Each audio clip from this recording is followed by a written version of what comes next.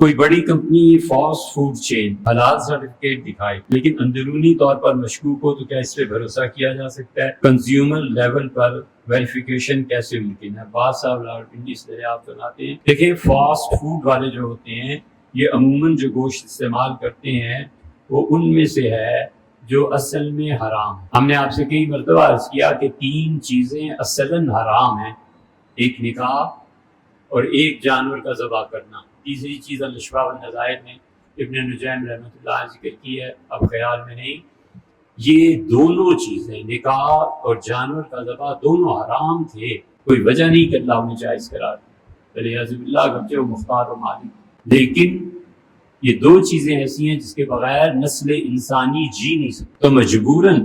کہ انسان اس میں مجبوری میں پڑ جائیں گے۔ اللہ تعالیٰ نے اس کو حلال قرار دیا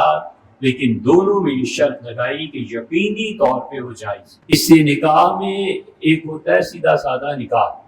ایک ہوتا ہے نکاح مشروط، ایک ہوتا ہے نکاح موقت، ایک ہوتا ہے نکاح فاسد۔ یہ جو نکاح فاسد ہوتا ہے، جیسے کسی عورت کا عدت میں نکاح پڑھا دیا جائے تو کچھ فقہا نے اس کو نکاح فاسد، خاص طور پہ فتح القدیر میں ابن حمام رحمۃ اللہ علیہ نے اسے باطل قرار دیا ہے، وہ دوبارہ نکاح کے قائل ہوئے ہیں، کچھ حضرات کا اپنا مسلک ہے۔ یہ ایک مثال ہے۔ اسی طرح جانور جو ذبح کرنا ہے اس کے لیے بھی اللہ کا نام لینا ضروری ہے، یہ اصلاً حرام تھا، تو اس لیے یہ جو جانوروں کا گوشت ہے اس کو حلال کرنے کے لیے یہ ضروری ہے کہ سرٹیفیکیشن ہو، علماء گواہی دیں اس بات کی کہ یہ جانور حلال ہے،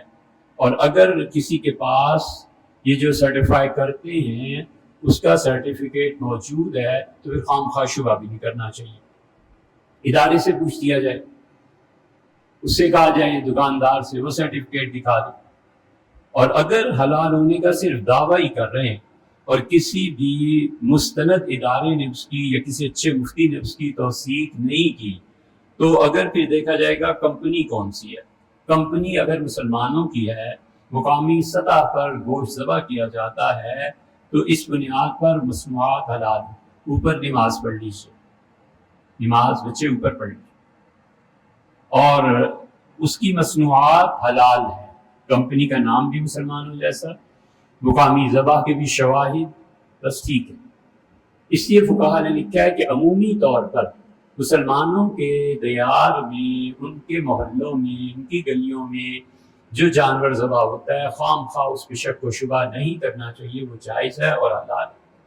اور کمپنی ہو مسلمان ملک کی لیکن دیگر اس کے جو